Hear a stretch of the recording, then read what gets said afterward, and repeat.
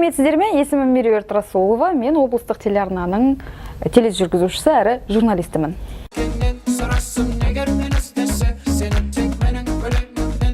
Жаңалықтар әр жерде.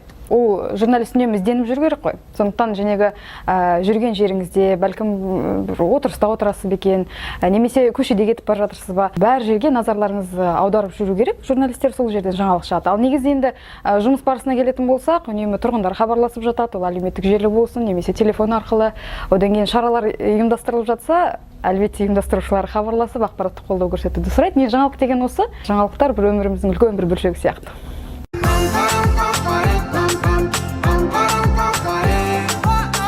Әлбетте, күн сайын Алтай телеарнасында жаңалықтар 2 уақыт сайын тікелей эфирде шығады. Ол сағат 1:30-да және кешкі 17:15-те тікелей эфирде жаңалықтарды көрсетеміз.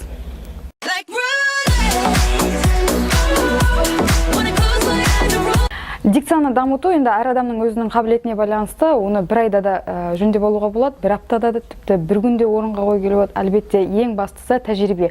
Үнемі жаттығуларды жасап, оқып, дауысқа жақсы мән берсе, аз уақыттың ішінде бір айда шеберлікті шыңдап алуға болады деп есептеймін.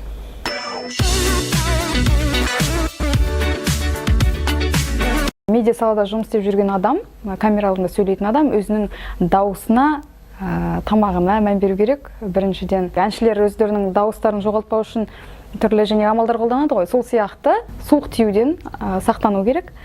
Ал жоғалып кеткен жағдайда әлбетте емдеу шараларын қабылдаймыз.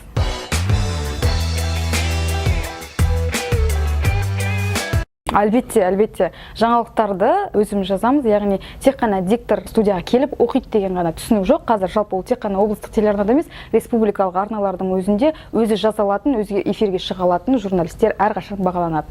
Ал менің жағдайымда әлбетте мен өзім жазам, эфирге де шығам.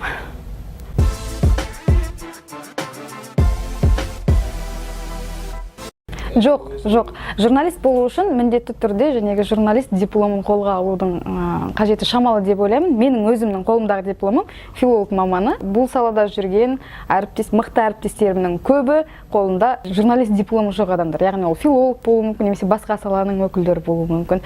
Менің ойымша, ең бастысы ол тәжірибе. Салада шыңдалып, қиындығына төзе білген адамдар ғана бұл салада өзін дәлелдей алады. Сондықтан бұл жерде дипломның маңызы қатты сезілмейді.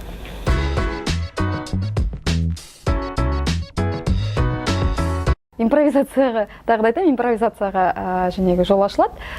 Женегі тақырыпты біз алдын ала зерттейміз ғой.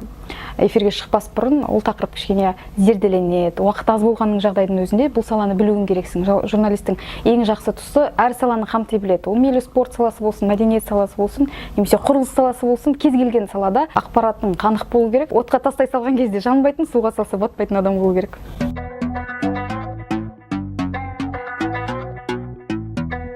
Өте қызық сұрақ. Менің ойымша болашағы бар, бірақ оны интернетпен ұштастыра білу керек сияқты. Өйткені жаңалықтарды әлеуметтік желі арқылы дамытып, телеарнаның сол арқылы ғана, интернет байланысы арқылы ғана дамытуға болады деп ойлаймын. Өйткені енді көп жағдайда айтады ғой. Тіпті мысалға әріптестеріміздің арасында да өздері айтады, газеттің болашағы жоқ деген, бірақ газет алатын жандар бар деген сияқты.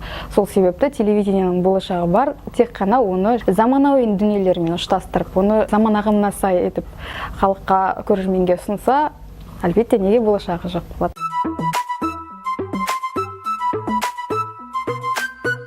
Кез келген жағдай болады. Кейде мысалға жиынның басында женегі бұқаралық ақпарат құралдары өкілдеріне жай ғана айтады да қоя бере салады. Сіздер барыңыздар деген сияқты.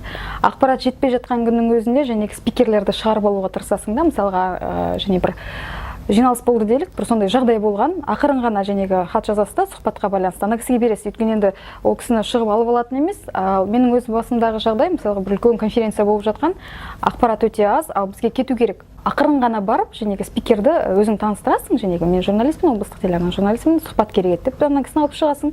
Содан кейін сол кісі арқылы тақырыпты қаузап, молынан ақпарат сұрап алу керек. Енді бұл әр журналистің өзінің бір тәжірибелігіне байланысты шығар, бәлкім жас журналистер сол жерде абдырап қалуы да мүмкін. Бірақ енді қараңыз, бір жағынан өмір үйретеді. Сондай жағдайлар журналисттің қасқыр болуын үйретеді да. Бұқаралық ақпарат құралдары өкілдерінің арасында мынандай сөз бар, журналистер қасқыр деген. Көп сұрап жатады, неге қасқырға теңейді деп. Яғни сен өзіңнің өзің көруің керексің, ақпаратты алмасаң, саған ешкім мә деп әкеп бермейді. Сондықтан енді ол сондай жағдайда амалын табу керек та.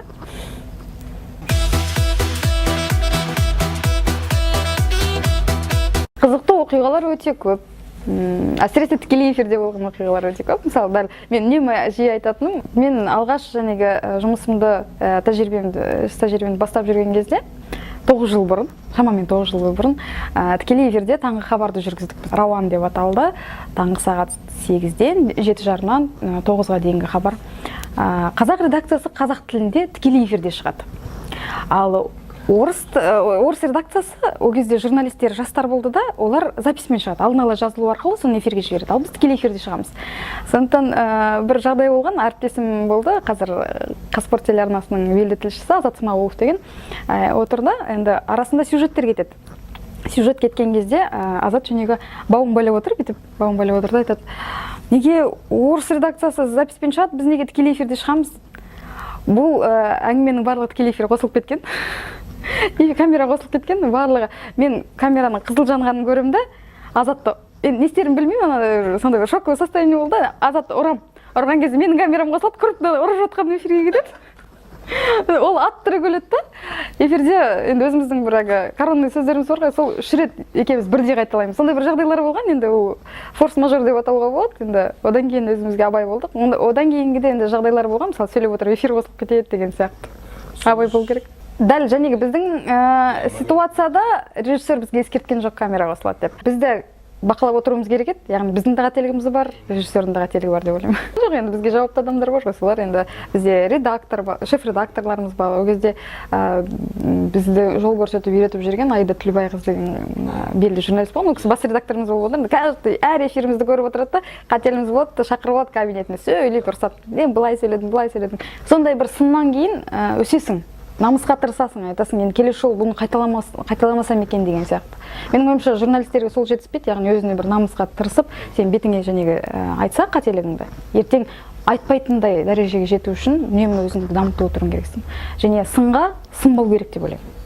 Тікелей эфирде және записте ми екі түрлі жұмыс істейтін сияқты. Мысалға тікелей эфирде миың біліп отырады, тікелей эфир бұл артқа жол жоқ деген сияқты.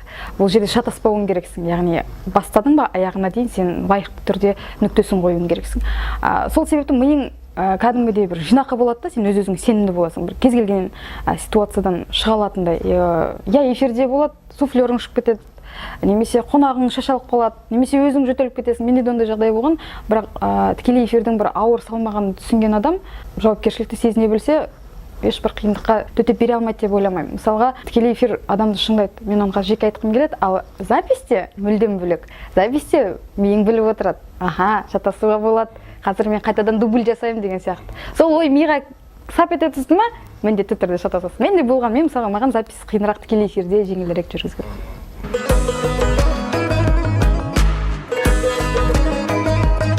Паразит сөздерден үлкен проблема ғой осы. Сөздік қорды байыту үшін кітап көбірек оқу керек.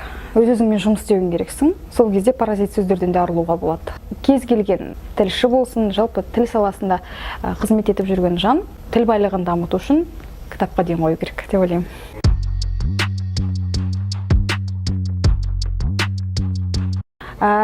Телевидениеде ұжымның маңызы өте зор. Бізде барлығы бір-бірімен байланысып жатыр. Яғни мен жеке өзім бір жазып қана отыра алмаймын. Оператор егер жаман түсірсе, мен керемет жазсам, нәтиже жәнегі дұрыс шықпайды. Немесе режиссер дұрыс бақыламаса, немесе режиссер дұрыс кадр қоймаса, оның өзі үлкен жәнегі ортақ жұмысқа кері әсерін тигізеді. Яғни бізде барлығы бір-бірімен байланысып жатыр ғой. Мен жәнегі ақпаратты табам, жазам, оператор түсіреді, монтажер монтаж жасайды, режиссер бақылайды, кадрлерді қояды деген сияқты. Дыбыс режиссер дыбысқа жауап береді, эфирге шығарушы бар деген сияқты. Яғни біздегі барлық мамандар, тіпті көлік жүргізушінің өзіне дейін өзінің маңызды рөлі бар. Егер ол кісілер бізді апармаса, біз ақпаратты дер кезінде жеткізе алмасақ, онда не пайда? Сол сияқты бүкіл ұжымның жәнегі жұдырықтай жұмылуы өте маңызды. Жиі ұрсам, өйткені әдемі нәрсе шығарғың келеді да? кей кезде мысалы әріптесің оны түсінбей қалады. Сондықтан команданың жұмысы деген өте маңызды, яғни сенің қас-қабағыңнан білетін, сенің не қалайтыныңды, қандай кадр қалайтыныңды оператордың жетік меңгерген ол өте жақсы. Яғни сол үшін журналистер кейде оператор таңдайды. Мен мысалға осы оператормен ғана барып түсірсем екен, өйткені ана бала мені түсінбейді деген сияқты. Оны кей кезде және операторлардың өздері түсінбей жатады. Немесе ана режиссермен маған жұмыс істеу ыңғайлырақ, біздің мінезіміз, көзқарасымыз келеді деген сияқты. Ал кей кезде мысалға болады, басқаша түсіп қалады, ал нервің ұрысасың. Енді ондай жұмыс кезінде ондай болып тұрады. Келіспесем, өйткені оператордың жұмысы өте бір шығармашылық жұмыс. Объектив арқылы әлемді басқаша көре біледі ғой бұл кісілер. Объектив және өмірді объектив арқылы көреді. Сондықтан және олардың көзқарасы, мысалға әдемірек түсіруі, мен мысалға басқаша көруім мүмкін, оператор басқа қырынан түсіруі мүмкін. Сондықтан белгілі бір шеңбер жоқ та. Ол бұрындар болған, крупный план, средний план, общий план деген сияқты. Әлбетте олар керек, бірақ қазір енді шығармашылықтың белең алған кезі ғой, дамыған кезең. Сондықтан әр оператордың өзінің бір стилі болады. Тіпті жаңалықтар, паркетный съемкалар дейді ғой бізде. Жаңалықтар, соның өзін әдемірек түсіріп жеткізуге болады, ол оператордың шеберлігіне байланысты деп ойлаймын.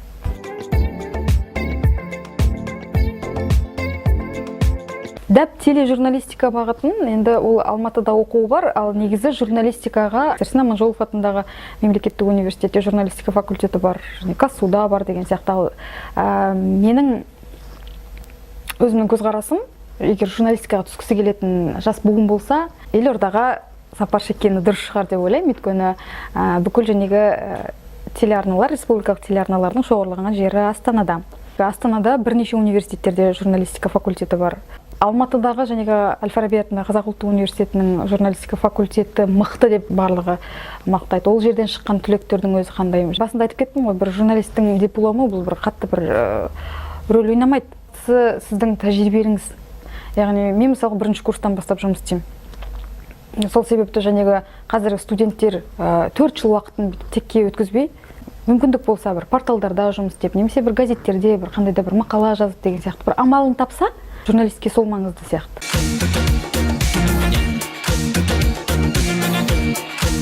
Журналистика менің орындалған бала арманым. Несімен ұнайды, өйткені арманымның орындалған 8-ші сыныптан бастап мен тілші болуды армандадым. Ең ұнайтыны сол арманымның орындалғаны. Бұл сала өте қызықты, жан-жақты. Басында айттым ғой, біз тек қана бір саламен шектелмейміз, яғни спорт саласы емес.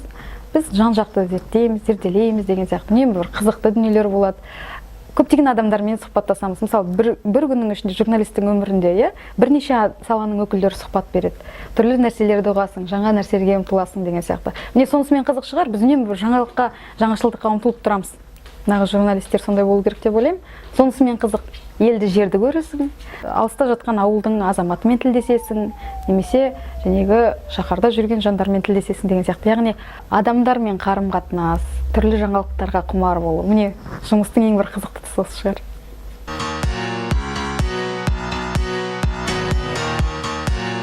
Ойланатын сұрақ екен, негізі мамандығына ғашық адамдар қиындығына төзе біледі. Бізде басында айтқаным, жұмыстың бір-бірімен, ұжымдағы адамдардың бір-бірімен байланысты. Сол бір жұмысқа немқұрайлы қарайтын кезде жүйкең сыр бере бастайды да. Сол кездері шығар, немі бір жүйкең сыр берген кезде көңілге келетін нәрселер болады.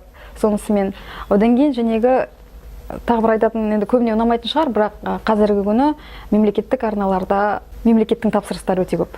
Яғни барлығы жақсы деген нәрселерді. Сол кішкене енді көңілге келеді. Әйтпесе, саланың қызығы, қиындығынан қызығы көп деп айтарым.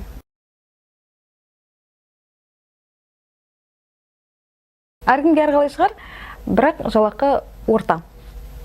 Бұл салада фанаттар қалады. Салаға ғашық адамдар, шығармашылыққа басымен кеткен адамдар бұл салада төзімдірек қалады. Бір қырып ақша табатын сала емес, журналистер. Қаншама адамның жағдайын, мәселесін көтеріп жүрсе де, өздері пәтер жалдап тұратын журналистер өте көп. Себебі жалақы орта. Телеарнаның статусына да байланысты шығар, өйткені біз облыстық телеарнамыз. Республикалық арналарда әрине. Ол бөліп жару деген жоқ. Біздің мысалға журналистер барлығымыз редакторымыз, лауазымыз редактор, барлығымыздың жалақымыз бірдей. Яғни бір ол жеке арналарда болатын шығар, кім көбірек жұмыс істейді, соған байланысты деген сияқты. Ал бізде барлығы окладпен.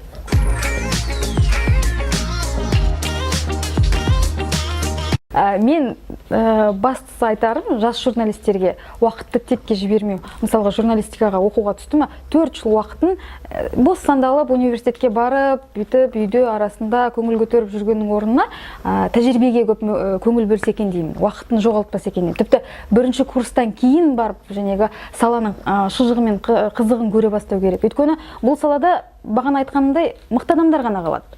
Бұл саланың өзінің жәнегі айтамыз ғой, бір көңілге келетін жағы да болады, ұнайтын жағы да болады. Соның барлығын ерте кезден бастап біле беру керек.